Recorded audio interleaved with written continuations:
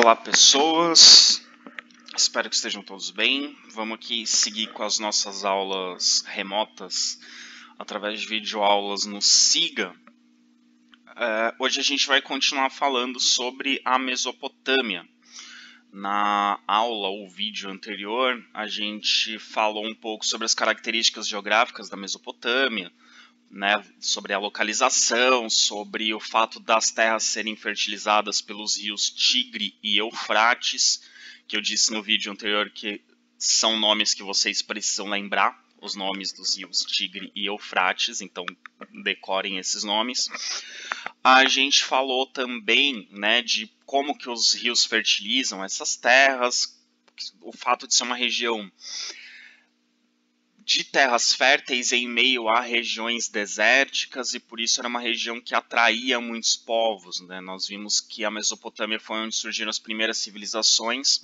Algumas das cidades mais antigas do mundo estão na Mesopotâmia, né? Ou foram construídas na Mesopotâmia. E nós falamos um pouco também sobre alguns dos povos da Mesopotâmia. A gente viu que a Mesopotâmia não teve apenas um povo, e sim vários povos que viveram na região. E alguns desses povos formaram impérios que chegaram a dominar ou parte da Mesopotâmia ou toda a Mesopotâmia. Nós falamos então sobre os sumérios, que foram os que construíram as primeiras cidades, que desenvolveram a primeira forma de escrita que nós temos notícia, que é a escrita cuneiforme. Inventaram a roda e provavelmente foram o primeiro povo a construir canais de irrigação. Depois nós tivemos o primeiro império da Mesopotâmia, que é o Império Acádio, do Sargão I. Nós tivemos também o primeiro Império Babilônico, com capital na cidade da Babilônia, a mesma cidade que aparece na Bíblia da Babilônia, só que ainda não é o período descrito na Bíblia. O período descrito na Bíblia a gente vai ver neste vídeo. E o primeiro Império Babilônico, ele teve como seu principal imperador, né, o seu principal governante, o governante do auge do império, foi o Hammurabi, responsável pelo Código de Hammurabi, que é o primeiro código de leis escritas de que nós temos notícia. Então, o primeiro grande código ou sistema mais completo de legislação da antiguidade, que ele mandou escrever em pedras, né, e distribuir por todo o império. E são essas pedras que a gente teve acesso e conheceu o Código de Hammurabi, que é baseado na lei do talião, do olho por olho, dente por dente, que a ideia é que a punição seja sempre proporcional ao mal realizado.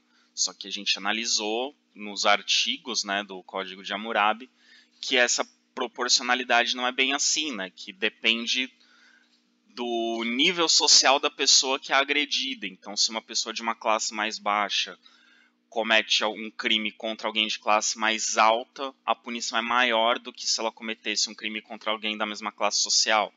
Ou se ela comete um crime contra alguém de uma classe social inferior, a punição é mais branda. Então, a gente viu que não é bem igualdade, né, a ideia do Código de Hammurabi. O Código de Hammurabi é mais baseado no princípio de vingança, né, de você retribuir o mal que recebeu.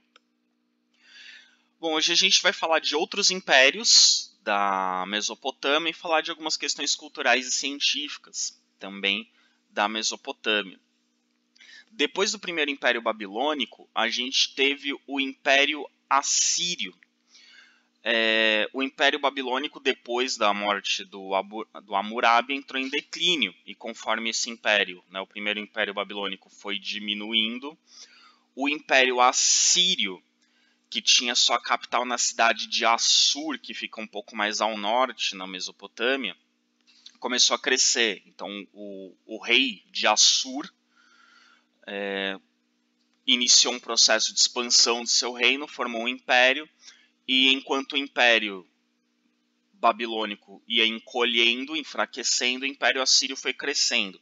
O Império Assírio dominou também grande parte da Mesopotâmia, mas se vocês compararem aí o mapa do Império Assírio com o mapa do Império Babilônico, por exemplo, o Império Assírio é esse que está em verde aí no mapa. Se a gente voltar lá no Império Babilônico,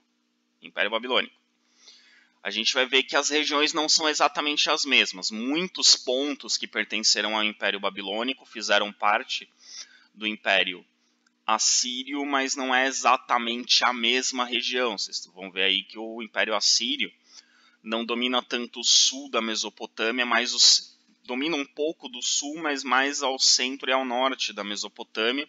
E o Império Assírio também domina a região de hoje a Palestina, onde fica o Estado de Israel, por exemplo, que a gente vai estudar, se Deus quiser, presencialmente, quando a gente for falar do povo hebreu.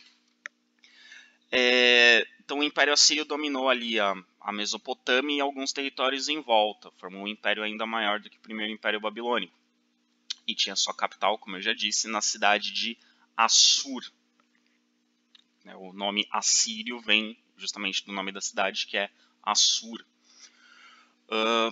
O Império Assírio, dos impérios que a gente vê na Mesopotâmia, nesse período, né, na Antiguidade, ele foi o que teve o exército mais forte e foi também o exército mais violento. Eles usavam extrema violência contra os povos inimigos, extrema violência na conquista de territórios. Uma das principais fontes de riqueza do Império Assírio era a pilhagem das cidades conquistadas. Então eles invadiam as cidades e roubavam as riquezas. Dá para a gente dizer que a principal atividade econômica do Império Assírio era a guerra. Né? Talvez não a principal é o comércio. Aliás, a principal é a agricultura, o comércio em segundo lugar. Mas a guerra era uma grande atividade econômica. É estranho a gente pensar na guerra como uma atividade econômica, mas na antiguidade isso acontecia. Tinha povos que tinham a guerra como atividade econômica. A forma de conseguir riquezas era a guerra. E os assírios são um exemplo disso. Então as guerras serviam como fonte de riqueza para o império. E eles eram extremamente violentos. Assim, eles tinham algumas práticas bem cruéis, como essa que vocês estão vendo aí na imagem, né, de colocar corpos de inimigos mortos nas cidades conquistadas, fincados em mastros, né? Fincados em lanças, né? Os corpos atravessados por lanças, para assustar, para aterrorizar os povos inimigos, para aterrorizar os povos conquistados. Então o Império Assírio era bem hardcore, assim, era pesado o jeito do Império Assírio lidar com os demais povos. Aqui a gente tem algumas esculturas, né, alguns relevos feitos em construções da época do Império Assírio. Vocês vão reparar que eles se representam como guerreiros. Né? Os reis assírios, você identifica o rei, não é exatamente uma coroa, mas é esse chapéuzinho aí em forma de cone, tem ali um trapézio e em cima um cone ali, né? Não é uma coroa, mas não é uma coroa que a gente está acostumada, né, dos reis medievais e modernos, mas, enfim, um tipo de coroa diferente do que a gente está acostumado a ver. O imperador assírio, ele era um guerreiro, ele ia na frente do exército, ele liderava as batalhas. Aliás, isso é uma característica da antiguidade. Normalmente os imperadores, os generais vão na frente do exército, eles não vão atrás, eles vão à frente, eles lideram o exército. E os assírios se representavam como guerreiros. Essa era a principal característica deles, esse era o motivo de orgulho dos assírios, serem guerreiros, serem conquistadores, serem violentos. Então, as principais representações deles são com armas, aí, com arco e flecha, com a lança, com a espada. E os imperadores eram representados normalmente como guerreiros também. Então é um período bastante violento da história da Mesopotâmia, esse em que o Império Assírio foi quem dominou a região. A partir do século IX a.C., o Império Assírio ficou muito grande. E isso a gente vai ver em toda a história antiga, isso vai acontecer com todos os principais impérios da antiguidade. Chega uma hora que eles ficam muito grandes. Eles vão tendo sucesso, vão crescendo, só que chega uma hora que eles ficam grandes demais. E todo império, quando fica grande demais, ele começa a ficar difícil de administrar. Então, no século IX a.C., o Império Assírio ficou grande demais. O Império Assírio dominou algumas das principais, ou as principais, praticamente todas as principais cidades da região da Mesopotâmia, e como eu disse, também alguns territórios fora da Mesopotâmia, como a região da Palestina, onde vivia o povo hebreu. Chegaram até perto do Egito, como vocês estão vendo aí no mapa.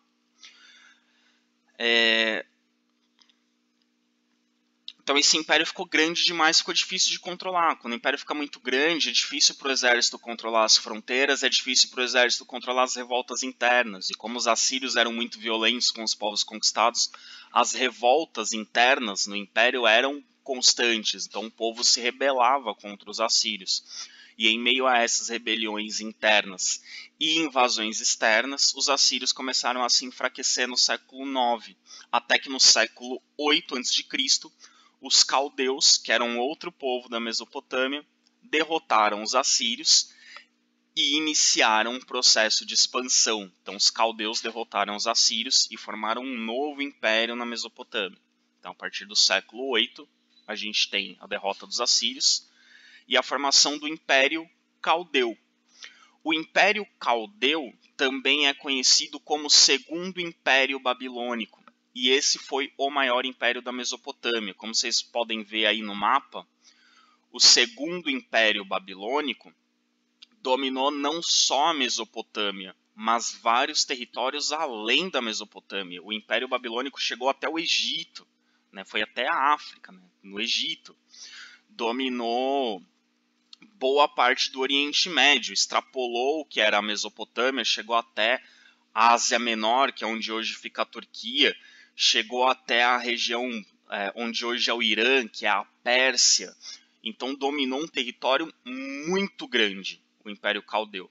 E ele também ficou conhecido como Segundo Império Babilônico, porque quando esse império se estabeleceu, eles mudaram sua capital para a Babilônia, que era a maior cidade da Mesopotâmia. Então eles transferiram a sua capital para a principal cidade da Mesopotâmia. Por isso ele é conhecido como Segundo Império Babilônico. Não confundir com, né, o Primeiro Império Babilônico, que era o Império do Hammurabi. A Caldeia, né, os caldeus são da Caldeia. A Caldeia é uma região ao sul da Mesopotâmia, que é no mapa do lado esquerdo, que vocês estão vendo, essa manchinha laranja aí. Essa manchinha laranja é a Caldeia, onde ficam algumas das principais cidades, algumas das primeiras cidades da Mesopotâmia, é a mesma região em que os sumérios construíram as primeiras cidades. Então os caldeus são ali vizinhos, né, são da mesma região dos sumérios. E tem ali onde ficam as cidades de Ur, que é a cidade de Ur, que é a primeira cidade da Mesopotâmia. Durante muito tempo, como eu disse no vídeo anterior, foi considerada a primeira cidade do mundo, até que descobriram que tem uma outra cidade, a cidade de Jericó, que provavelmente é mais antiga. Então ali as cidades de Ur, Uruk, Lagash são ali da região da Caldeia. E daquela manchinha laranja, eles se expandiram e dominaram tudo isso que vocês estão vendo aí no mapa do lado direito. Então, o Segundo Império Babilônico, ou Império Caldeu, foi o maior império até então. Antes do Império Caldeu, não existiu nenhum império no mundo tão grande. Então, eles foram o maior império da sua época, né? Só depois do Segundo Império Babilônico, só muito depois do Segundo Império Babilônico, que a gente vai ver impérios maiores, como a gente vai ver mais adiante, o Império Macedônico do Alexandre Magno, depois o Império Romano. Né? Outro império que a gente não vai estudar, mas o Império Chinês no Extremo Oriente, que a gente não vai estudar porque não vai dar tempo, mas também foi um outro importante império, maior do que esse Segundo Império Babilônico. Mas todos esses grandes impérios surgiram depois. Então o Império Babilônico era o maior, quando ele surgiu, quando ele se constituiu, ele era o maior de todos os tempos. Nunca tinha havido nenhum império tão grande quanto o Segundo Império Babilônico. E é esse período que aparece na Bíblia. É esse período que aparece no Antigo Testamento. É o período do Segundo Império Babilônico. Então, o período em que os hebreus são cativos na Babilônia é esse período. Vocês vão reparar ali, ó, dentro do mapa ali, vocês estão vendo o mapa está em inglês, mas vocês estão vendo ali que dentro do mapa está Israel. Então, Jerusalém, que é a região do povo hebreu, o povo do Antigo Testamento, do povo judeu, fazia parte do Império Babilônico. Né? E o povo hebreu foi escravizado pelo Império Babilônico e levado para a Babilônia. A gente vai estudar o povo hebreu em outra aula. Depois que a gente estudar o Egito, a gente vai estudar o povo hebreu. Como eu disse, se Deus quiser, em aulas presenciais. E a gente vai ver que a história do povo hebreu é ser escravo e ser libertado, ser escravo e ser libertado, é apanhar e peregrinar. Eles estão o tempo todo peregrinando, ou quando eles não estão peregrinando, eles estão apanhando de alguém. Então eles apanharam do Egito, eles apanharam do... Primeiro apanharam do Egito, depois apanharam do Segundo Império Babilônico, mais pra frente vão apanhar do Império Romano, enfim. Essa é a história do povo hebreu. Infelizmente para eles, mas é a história do povo hebreu. Então esse Segundo Império Babilônico, a gente tem muita informação sobre eles justamente através da Bíblia. Quando a gente estudar os hebreus, a gente vai ver a importância que a Bíblia tem como documento histórico, né? Não só como um texto religioso, mas também como documento histórico. E a gente tem muita informação sobre esse período justamente por conta, além dos próprios documentos dos babilônios, né, dos caldeus, a gente tem os documentos dos hebreus. Os hebreus escreveram muito sobre os povos com quem eles tiveram contato. E eles tiveram contato com muitos povos, com praticamente todos os vizinhos deles ali do Oriente Médio.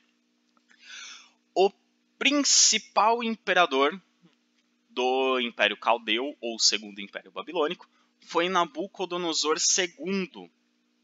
Nabucodonosor II, ele reconstruiu a Babilônia. A Babilônia tinha sido destruída pelos assírios e, né, tinha encolhido de tamanho. Nabucodonosor reconstrói a Babilônia, né, transforma a Babilônia na capital do seu império.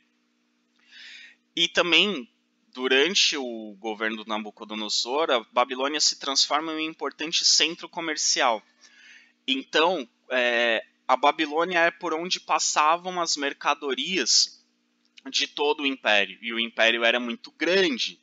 Ia do Egito até a Pérsia. Ao norte ele chegava na Ásia Menor, chegava quase entrava mais ao norte para a Ásia. Então ele era um império muito grande. E tinha produtos de vários lugares do mundo conhecido. Praticamente todos os lugares que os caldeus conheciam do mundo mandavam produtos para a Babilônia, né, para o Império Babilônico. Então, na Babilônia passavam mercadorias do mundo inteiro. Por isso, dá para a gente dizer que a Babilônia era uma cidade cosmopolita. O que é uma cidade cosmopolita? É uma cidade que tem pessoas de vários lugares do mundo. Então, na Babilônia circulavam pessoas falando várias línguas diferentes, com culturas diferentes, com costumes diferentes, porque eram os comerciantes que vinham de diferentes lugares do mundo trazer seus produtos para a Babilônia e comprar produtos para levar para suas regiões. Então, esse é o momento mais importante da cidade da Babilônia, é o auge, é o momento mais rico durante o governo de Nabucodonosor, né, que a Babilônia se transforma num grande centro, né, numa das cidades mais ricas, ou a cidade mais rica, né, mais importante do mundo nesse período.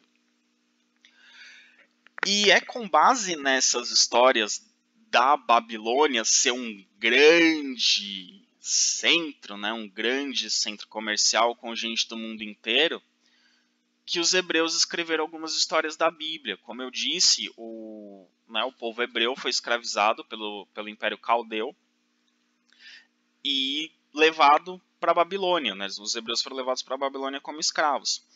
E o povo hebreu, como a gente verá nas aulas sobre o povo hebreu, estou adiantando muitas coisas, mas é para entender o documento histórico que a gente vai analisar.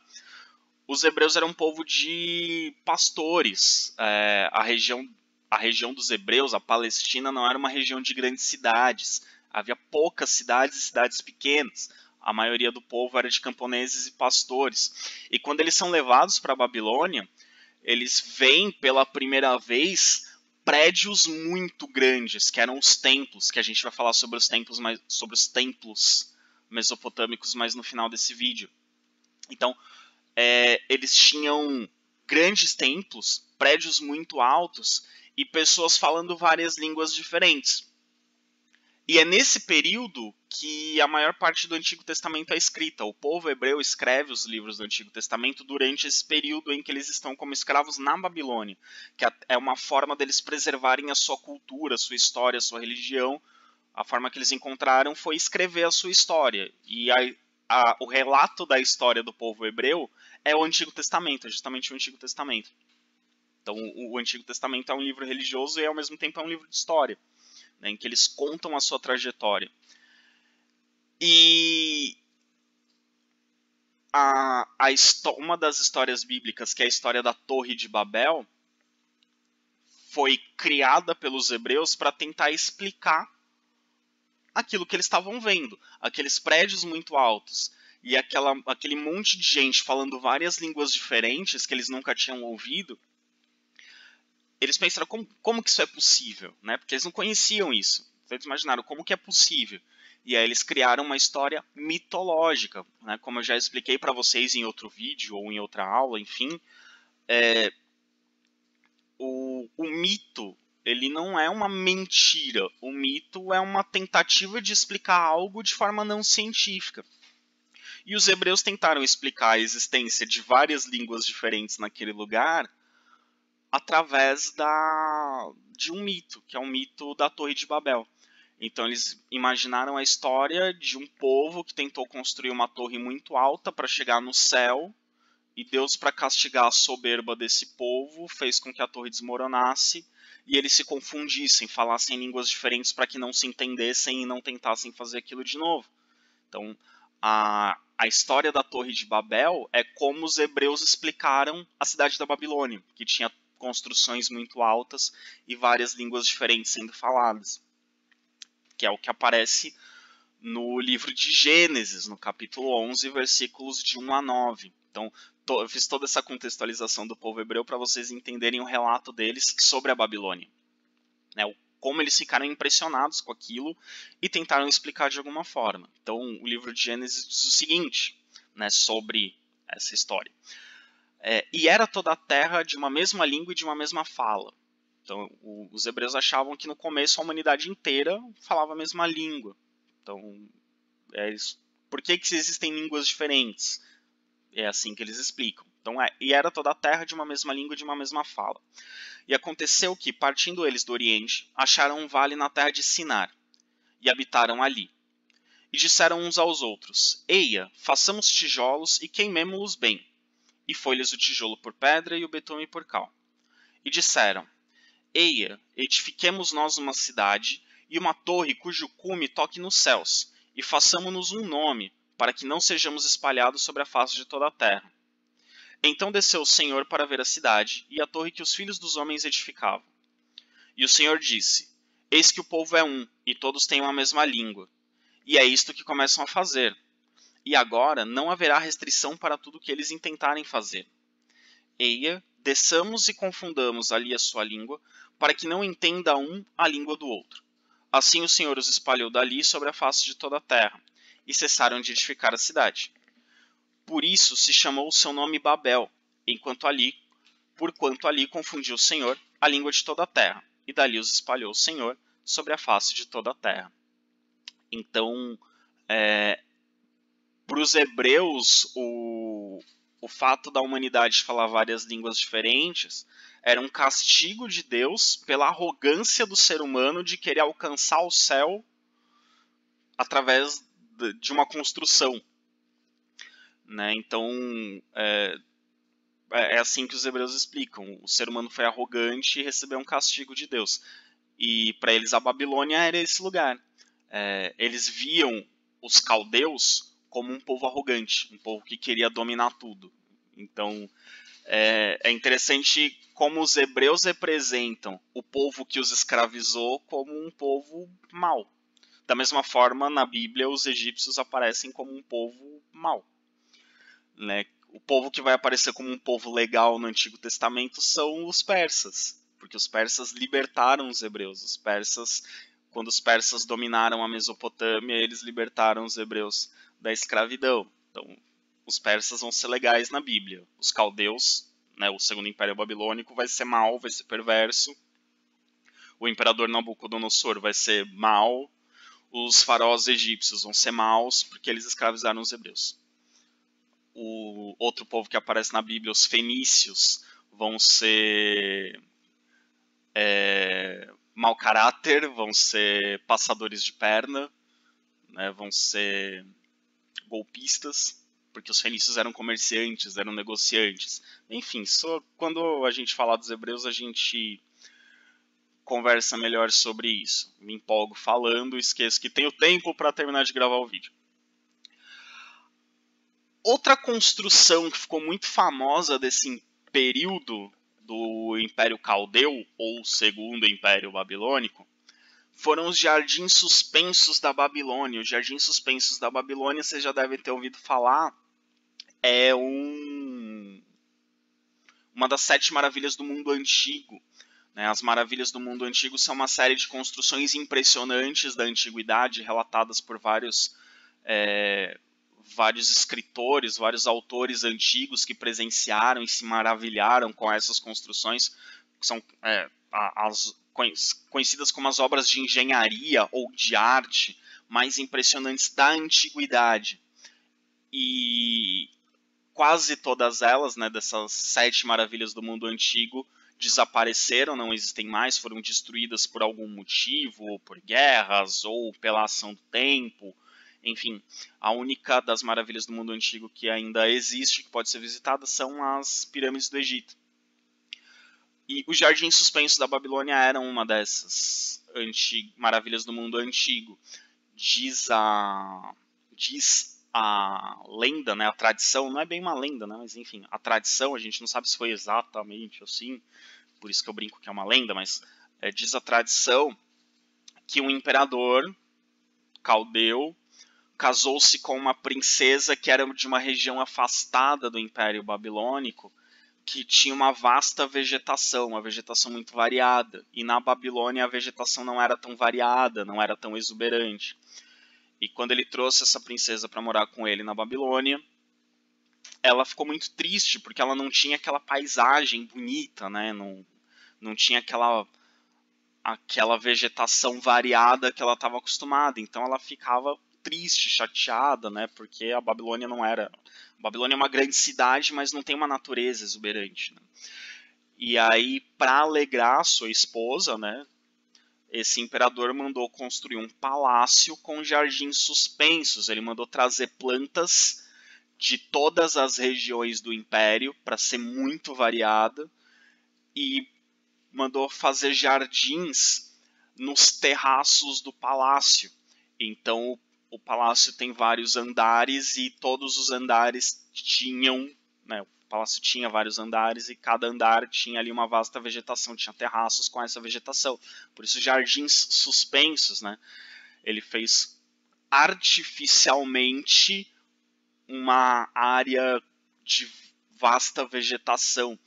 E é considerado uma das maravilhas do mundo antigo pela exuberância da vegetação e também pela complexidade da construção. Ainda hoje é muito difícil você fazer uma obra parecida com essa, você fazer jardins, você simular uma floresta, você simular uma vegetação num terraço, numa área, numa construção, Isso é muito complexo e ele mandou fazer e conseguiu fazer para alegrar sua esposa.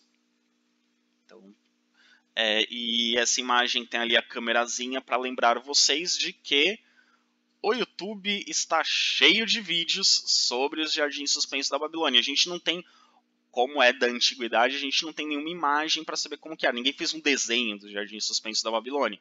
Mas existem várias tentativas de reconstituição, essa é uma delas, Existem várias tentativas de reconstituição dos jardins suspensos através dos relatos, de como as pessoas descreviam os jardins suspensos, já que eles não existem mais e não tem nenhum desenho da época, ninguém tentou retratar, só descreveu, escreveu como que eles eram. Aqui, pessoal, a gente tem uma visão geral, uma reconstituição em gráfica de como seria a Babilônia na época de Nabucodonosor II.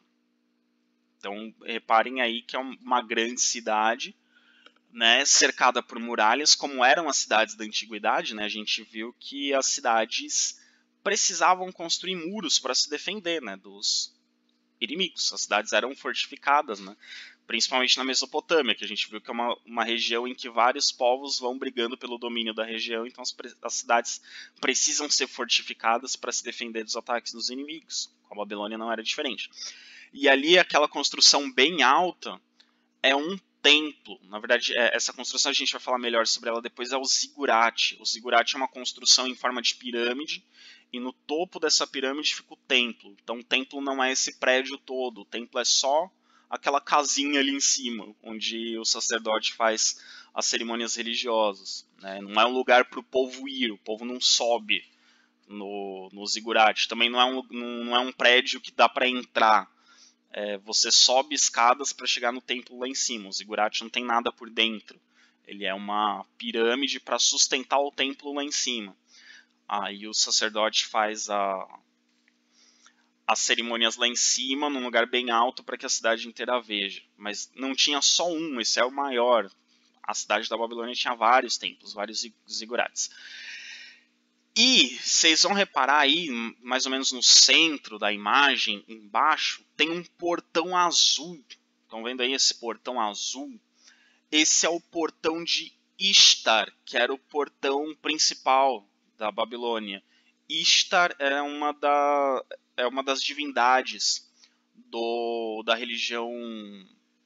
das religiões da antiga Mesopotâmia. Na Mesopotâmia eles eram politeístas, eles acreditavam em vários deuses. Ishtar era uma dessas divindades, era uma deusa. E esse portão é em homenagem a Ishtar. A cidade tinha outros portões em homenagens a outros deuses, mas o portão de Ishtar, esse azul, é o mais famoso. E por que ele é o mais famoso? Porque ele é o que existe ainda hoje.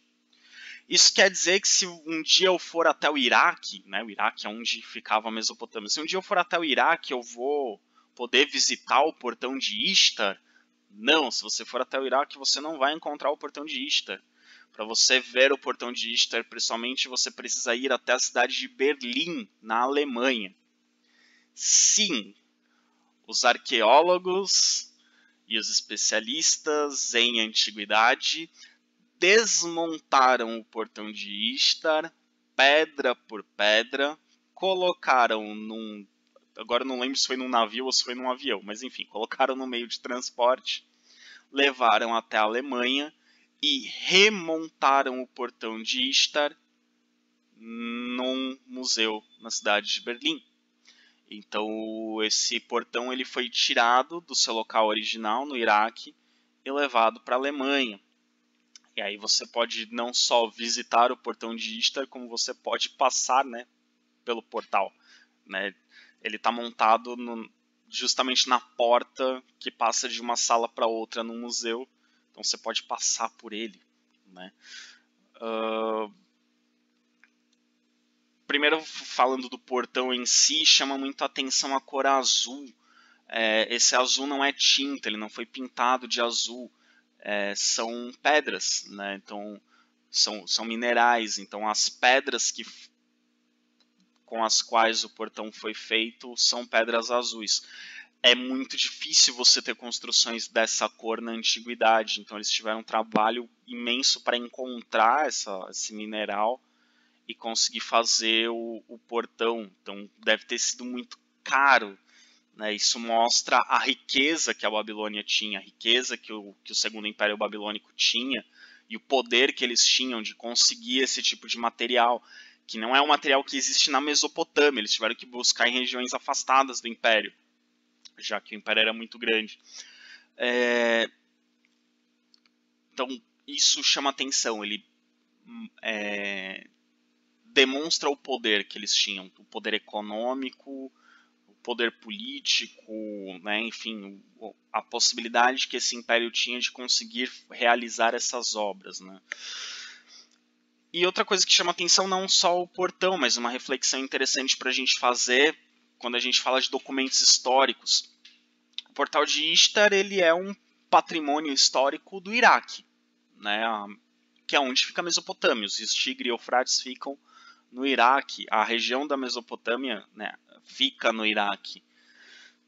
Então, o ideal seria que esse portão permanecesse no Iraque, né? Que os iraquianos cuidassem, que estivesse lá, que fosse um ponto turístico do Iraque, que atraísse turistas para o Iraque, que as pessoas visitassem o Iraque. Né? Isso é da cultura deles, é da cultura da Mesopotâmia. Mas aí vem a reflexão, né? O Iraque também, né? O Oriente Médio de um modo geral, mas o Iraque, ele é famoso pelos seguidos conflitos, né? O Oriente Médio, de um modo geral, é uma região que tem, historicamente, muitas guerras. É uma região de muitos conflitos. Então imaginem se no meio de uma dessas guerras esse portão é destruído e se perde, como vários outros patrimônios históricos foram destruídos por conta de guerras, por conta de ataques de grupos terroristas, por conta de grupos fundamentalistas que não aceitam a presença de imagens de religiões antigas no seu país. Então imaginem se esse portão fosse destruído. Então, por um lado, é sempre criticável a prática, que foi muito comum, principalmente nos séculos XVIII e XIX. Né, o portão de Ishtar, eu acho que já é no século XX que eles fazem o transporte, não tenho certeza, depois a gente pode até pesquisar. Mas era muito comum nos séculos XVIII e XIX que monumentos e artigos e peças históricas fossem roubadas do Egito, da Mesopotâmia e levadas para a Europa. Tem várias múmias que foram roubadas do Egito e levadas para museus europeus nesse período. Vários objetos que pertenceram a faraós, que pertenceram a imperadores da Mesopotâmia foram literalmente roubados e levados para a Europa. Você tem obeliscos egípcios, foram roubados do Egito e levados para a Europa. Tem um obelisco no Vaticano, no centro ali da Praça de São Pedro, que era um obelisco egípcio, que foi levado para lá, enfim. Então você tem vários monumentos. Na França tem o obelisco egípcio que foi levado, enfim. Sempre é criticável, porque esses objetos deviam estar no seu lugar de origem, né? Porque eles contam a história daquele lugar. Quando você tira do lugar e leva para outro, descaracteriza um pouco e faz aquele povo perder o seu patrimônio, né? Então, várias pessoas que gostariam de conhecer a história do Egito, ou de conhecer a história da Mesopotâmia, acabam indo para museus na Europa, ao invés de irem para o Egito e para a Mesopotâmia, né? Então, o Egito e a Mesopotâmia acabam perdendo turistas que vão conhecer a história desses lugares, só que acabam indo para a Europa. O Egito menos, porque o Egito ainda tem as pirâmides, né? Então as pirâmides não deu para levar para a Europa, senão eles teriam levado, se tivesse como. Então, o Egito menos, mas a Mesopotâmia perdeu muito, né? Da sua de alguns objetos históricos, né? Como o portão de Ishtar, por exemplo. Então assim, sempre é criticável, mas ao mesmo tempo, de repente deixar no seu local de origem ele não vai ser tão bem cuidado, de repente vai ser destruído numa guerra, de repente o governo local não tem condições, não tem verba, não tem estrutura para preservar, então ele vai se deteriorar, não vai ter como restaurar, né? Então é uma discussão bem complexa, né? Será que tem que ir pro... Será que tem que ficar no seu lugar de origem? Até que ponto vale a pena ficar no lugar de origem? Até que ponto é errado levar para outro lugar? Então é uma discussão sempre interessante, assim. Né? Enfim, reflitam sobre isso. O Segundo Império Babilônico, ou Império Caldeu, eu sempre repito esses nomes porque às vezes no Enem, nos vestibulares, às vezes aparece Segundo Império Babilônico, às vezes aparece Império Caldeu, às vezes aparece os dois, às vezes aparece do jeito que eu escrevi aqui, Império Caldeu é entre parênteses Segundo Império Babilônico. Ele entra em declínio justamente após a morte do rei Nabucodonosor II, então tem o auge, o momento de maior riqueza, de maior esplendor, aí entra em declínio. Mesmo assim ele ainda durou bastante tempo. Ele entra em declínio após a morte do Nabucodonosor II, vai perdendo territórios, vai diminuindo, até que eles são derrotados pelos persas no ano de 539 a.C. A gente vai estudar o Império Persa mais adiante, mas enfim, o Império Persa é o que vai se tornar o maior império da Antiguidade Oriental. Depois o Império Persa vai ser superado só pelo Império do Alexandre Magno, vai demorar para o Império Persa ser superado.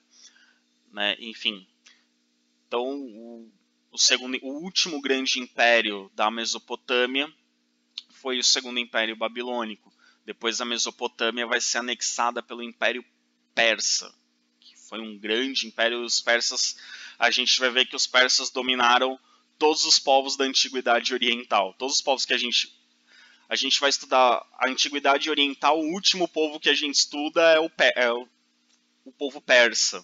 E a gente vai ver que os persas dominaram todos os povos que a gente vai ter estudado antes deles. Mas enfim, isso são cenas dos próximos capítulos. Bom, agora características da Mesopotâmia. O que eu vou explicar daqui para frente vale para todos os povos da Mesopotâmia. Vale para todos os períodos da história da Mesopotâmia, desde os Sumérios até o Segundo Império Babilônico. Então isso é geral da Mesopotâmia, tá? Que eu vou explicar daqui para frente vale para todos. A economia na Mesopotâmia. A principal atividade da economia, a atividade número 1 da economia é a agricultura.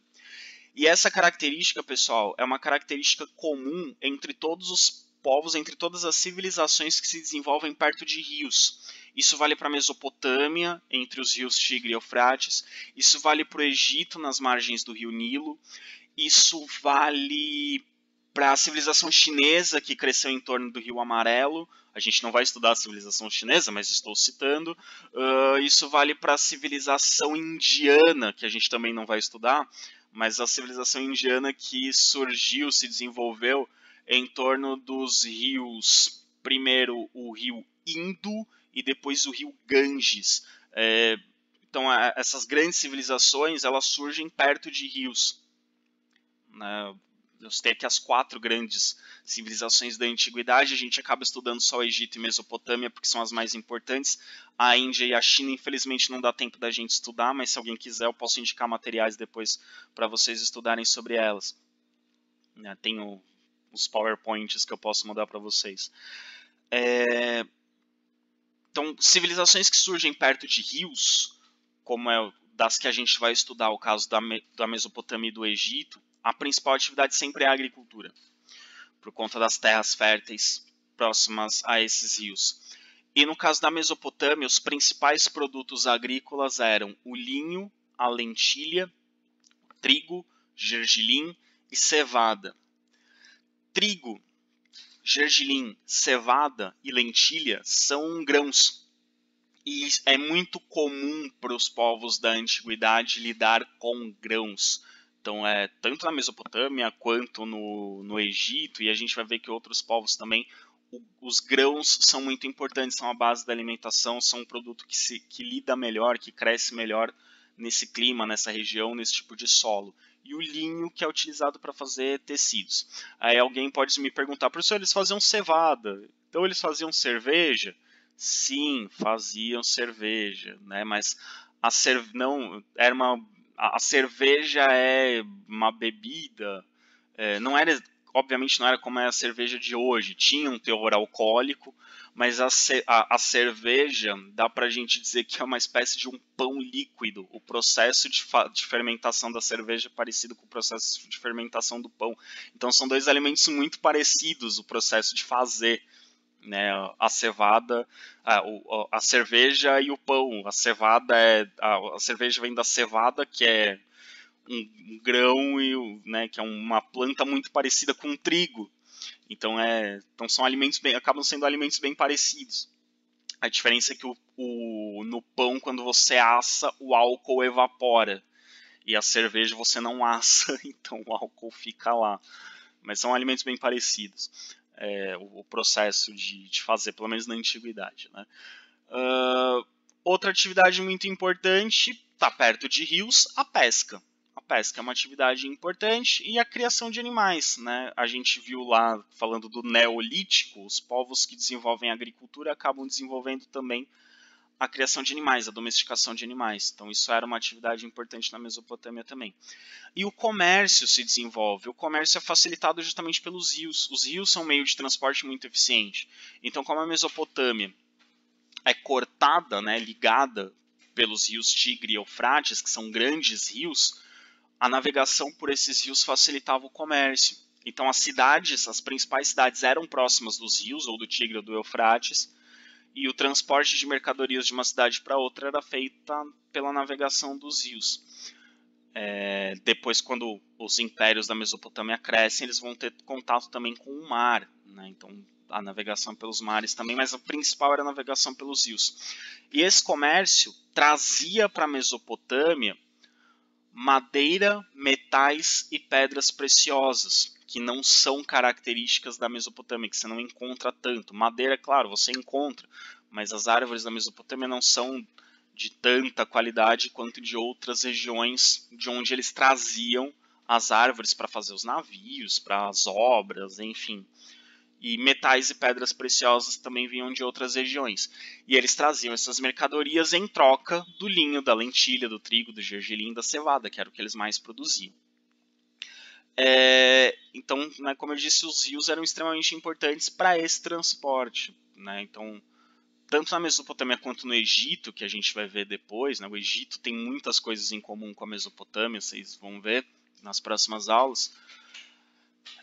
Os rios são importantes porque fertilizam os solos, os rios são importantes para pesca, os rios são obviamente fonte de água, e os rios também são muito importantes para o transporte, eles facilitam o comércio.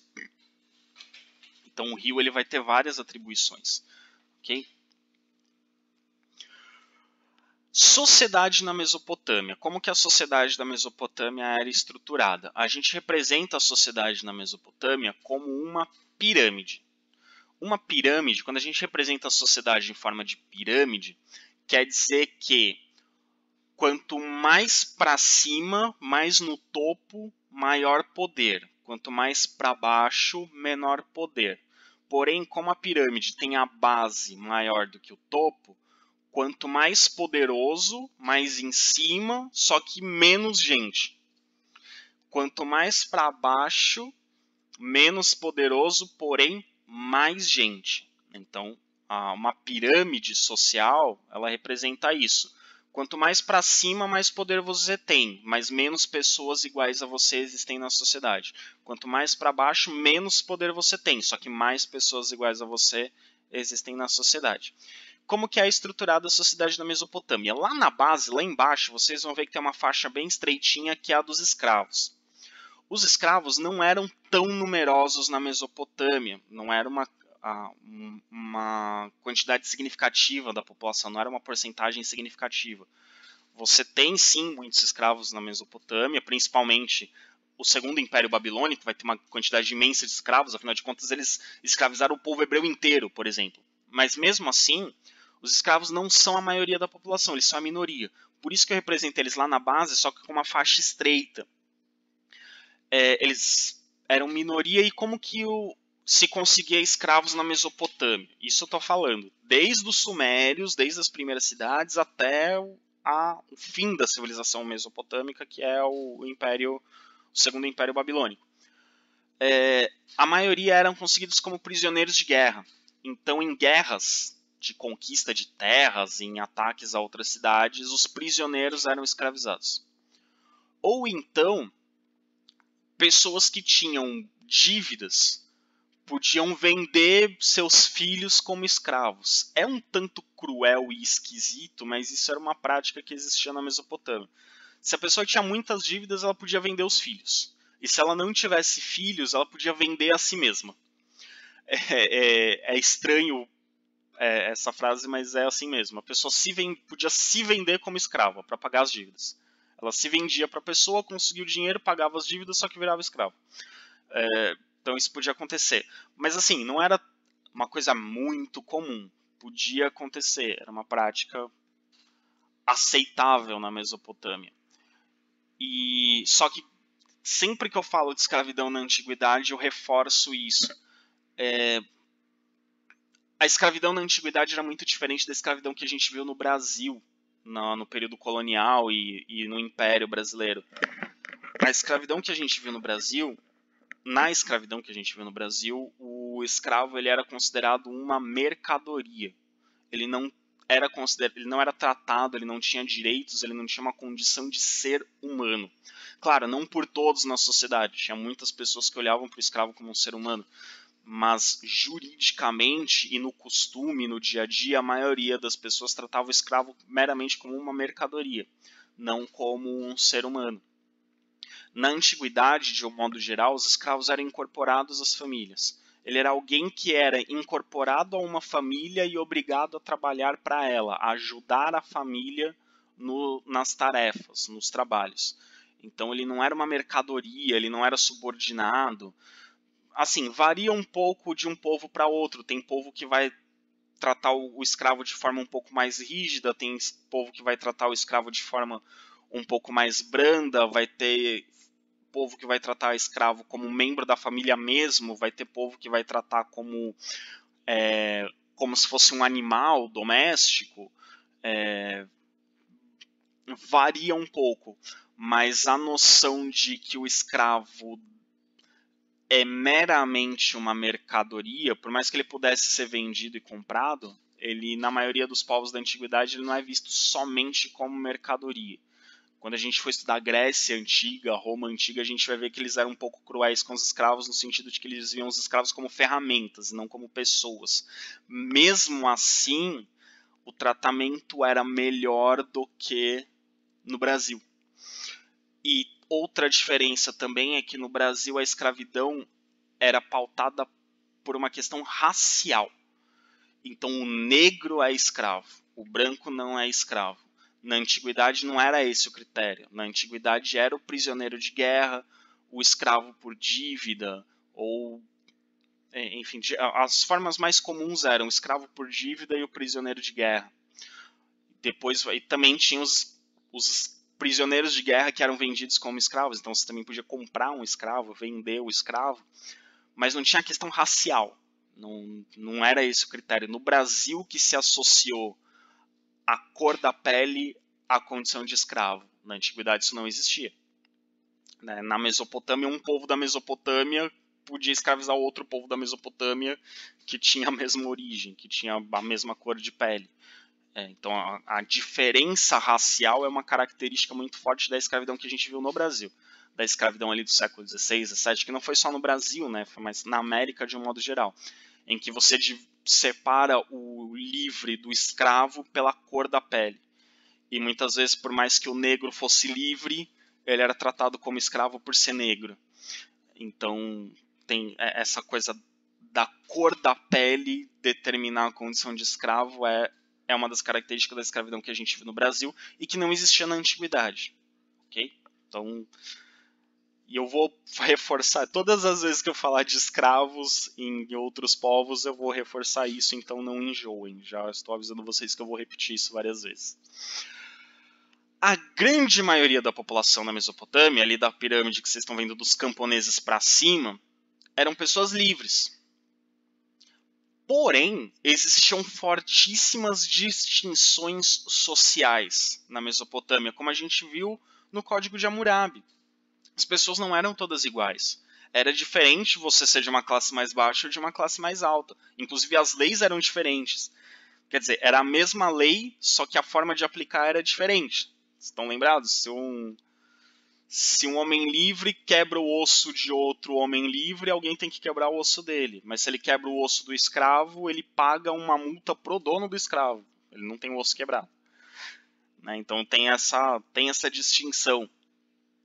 Se um homem de uma classe mais alta comete um crime contra alguém de uma classe mais baixa, a pena é mais branda. Se alguém de uma classe mais baixa comete um crime contra alguém de classe mais alta, a pena é mais pesada. Então você tem essas distinções.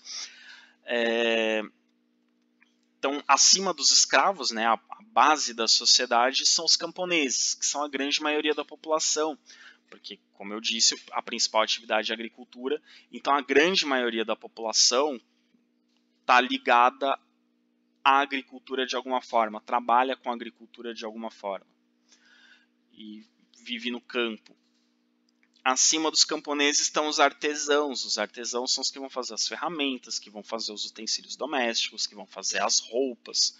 Estão acima dos camponeses. Os artesãos estão mais ligados à cidade, eles vivem nas cidades. E na cidade eles são a classe social mais baixa. Na Mesopotâmia, de um modo geral, a classe social mais baixa é dos camponeses. O grupo social, melhor dizendo, são os camponeses. Na cidade são os artesãos. Acima dos artesãos a gente tem os militares. Os militares já são uma elite da sociedade, porque eles são responsáveis pela defesa das cidades e pela conquista de novos territórios, no caso dos impérios. Acima dos militares a gente tem os sacerdotes, que são os que cuidam da religião. E como a gente viu lá no vídeo anterior, no começo, os sacerdotes eram quem governavam as cidades antes do surgimento dos reis. Então os sacerdotes eles mesmo depois do surgimento dos reis, eles ainda têm uma influência política, eles são conselheiros dos reis, eles ajudam a tomar as decisões, eles têm muita influência sobre a sociedade. E no topo da sociedade está o rei e sua família. Está o rei e os seus familiares, a família real. Então essa é a pirâmide da sociedade na Mesopotâmia, assim que ela é estruturada. E como vocês estão vendo aí na pirâmide, a grande maioria da população é formada por camponeses. Okay? A vida no campo e a vida na cidade, na Mesopotâmia, tinha diferenças. Até hoje, assim, a vida no campo ela é diferente da vida urbana. No campo, a grande maioria das pessoas trabalhava na agricultura.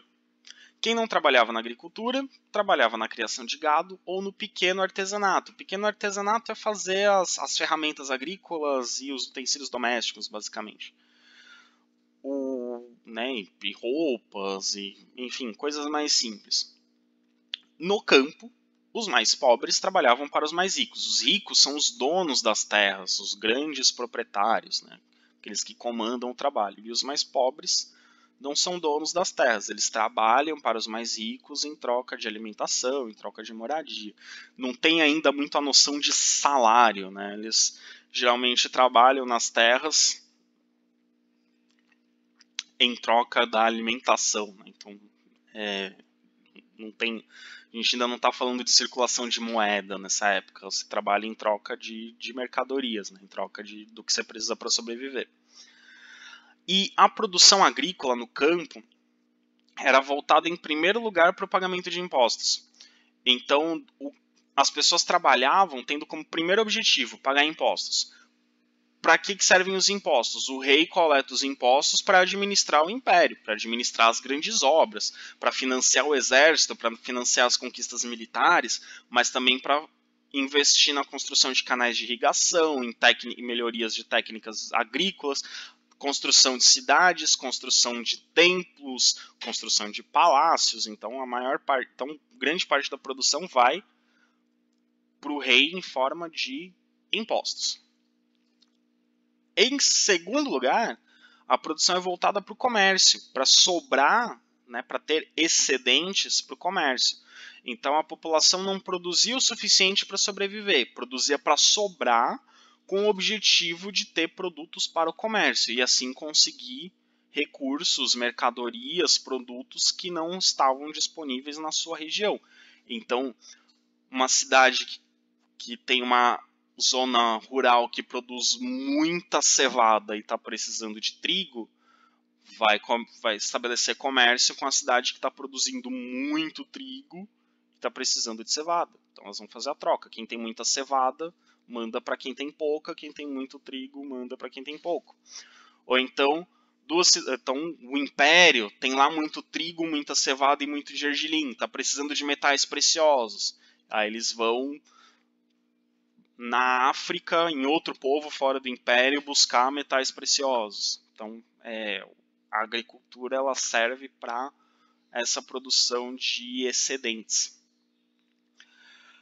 Nas cidades, quem vive nas cidades, assim, a menor parte da população vive na cidade. E quem vive na cidade são os artesãos, não o pequeno artesão. O artesão mais importante, o grande artesão, ele vai trabalhar em monumentos, vai fazer esculturas, vai trabalhar nas imagens dos deuses, ele vai trabalhar nas grandes obras, então ele vai fazer os grandes monumentos, né, enfeitar as grandes obras das cidades.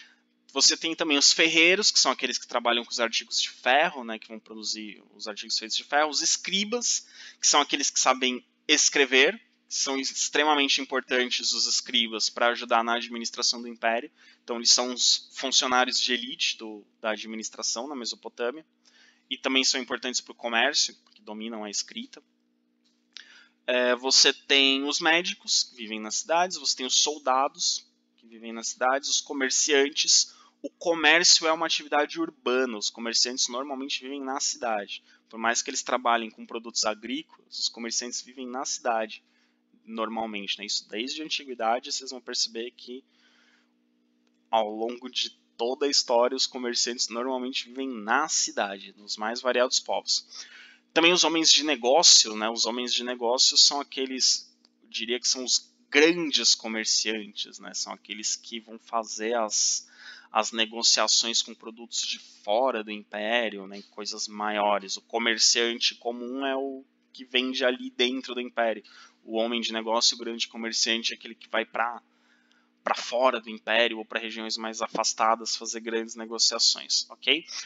Aqui essa imagenzinha mostra mais ou menos como que era o ambiente numa cidade, mas vocês vão reparar aqui do lado direito da imagem que ela tem um erro.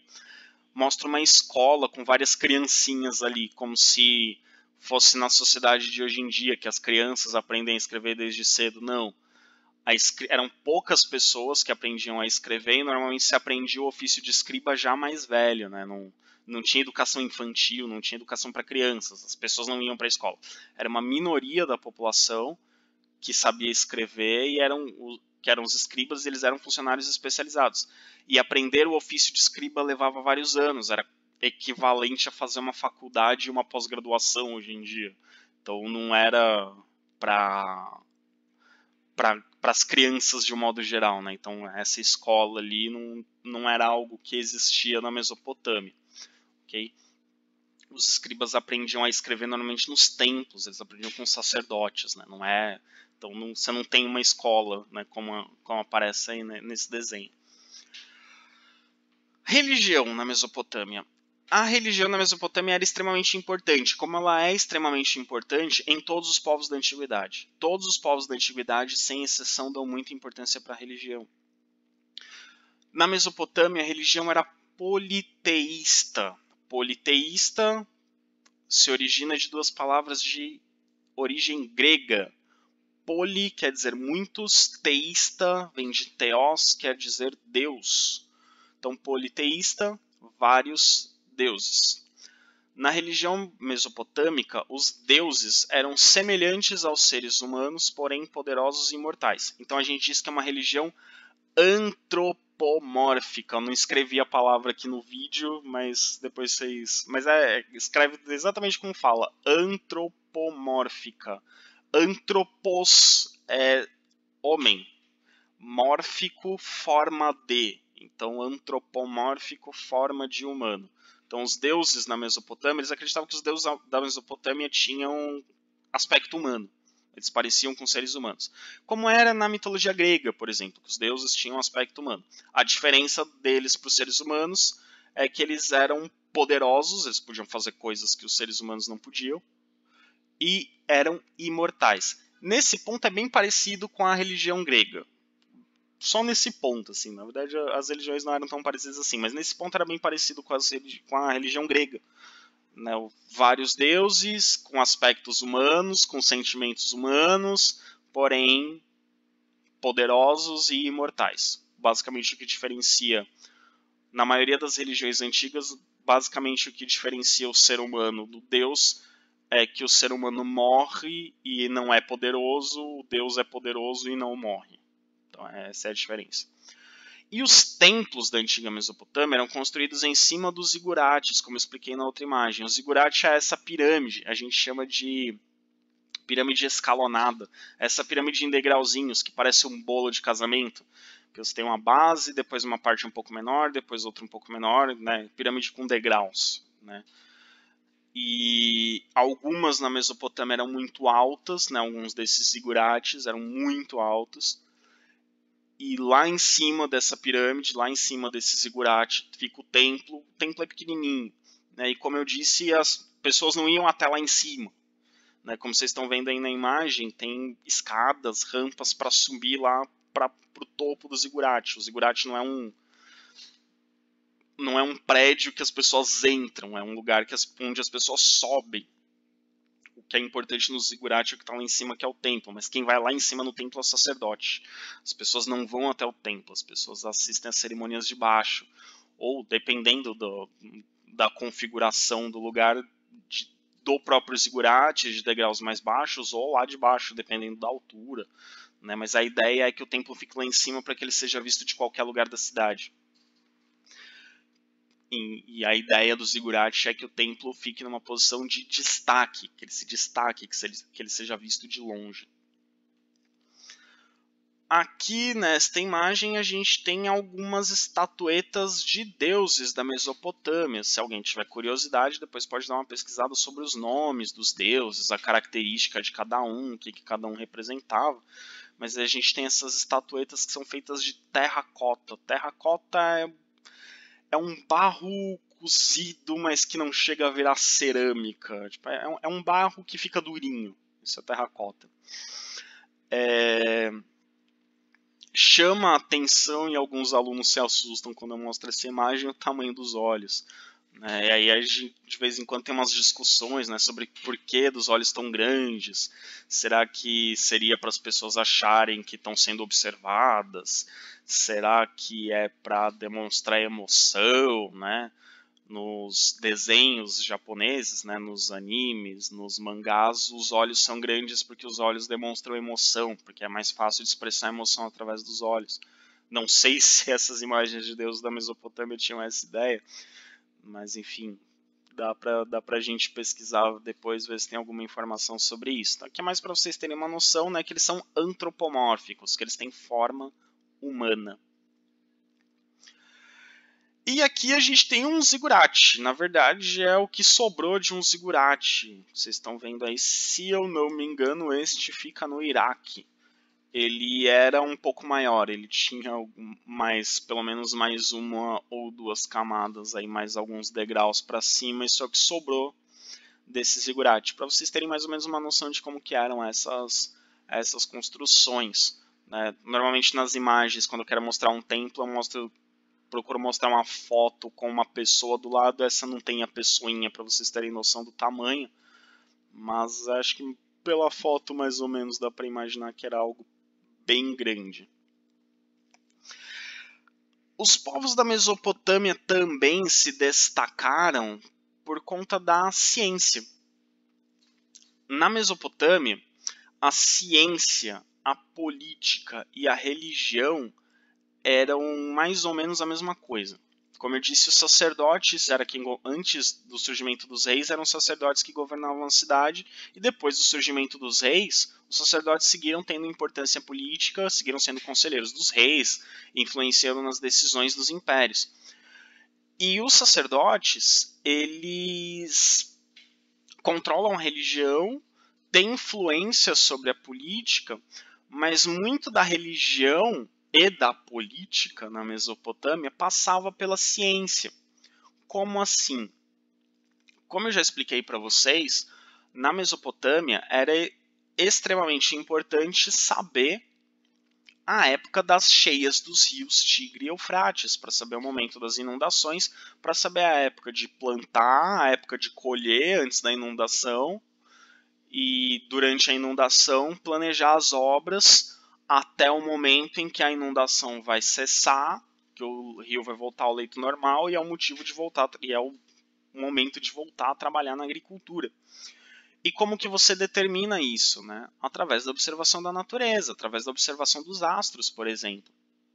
Então, era muito forte na antiga Mesopotâmia, entre os diferentes povos que viveram na Mesopotâmia, a astronomia.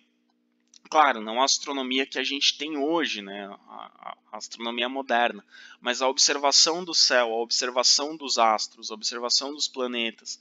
Então, os povos da Mesopotâmia foram capazes de identificar movimentos de astros e montar os calendários a partir da observação do céu, a partir da observação das fases da Lua, do movimento dos planetas, que eram visíveis, do movimento das estrelas. Então, nessa imagem de cima aqui, a gente tem a representação de sacerdotes justamente trabalhando com a astronomia. Claro, né, que essa imagem aqui na internet, vocês devem achar isso, vídeos no YouTube, que usam essa imagem aqui para dizer, tá vendo, os povos da Mesopotâmia tiveram contato com ETs, né? Não, você não precisa ter contato com ET para olhar estrelas, né? As estrelas são visíveis no céu, principalmente na antiguidade, que a gente não tinha tanta poluição. Então, dá para a gente dizer que a ciência, a observação da natureza, a observação dos astros, era extremamente importante para a política, para planejar as atividades. A função da política é organizar a cidade, organizar as atividades do povo. Então a ciência era muito importante. E quem fazia esses estudos científicos eram os sacerdotes, porque os sacerdotes associavam os movimentos dos planetas, os movimentos dos astros, os fenômenos da natureza com a ação dos deuses. Então, por isso que mistura a política, a ciência e a religião, porque um depende do outro, né? Por que, que a Lua tem fases? Porque é por causa do deus tal que age de tal forma. E as fases da Lua vão me ajudar a determinar o calendário vai me ajudar a determinar o planejamento do reino, o planejamento do império.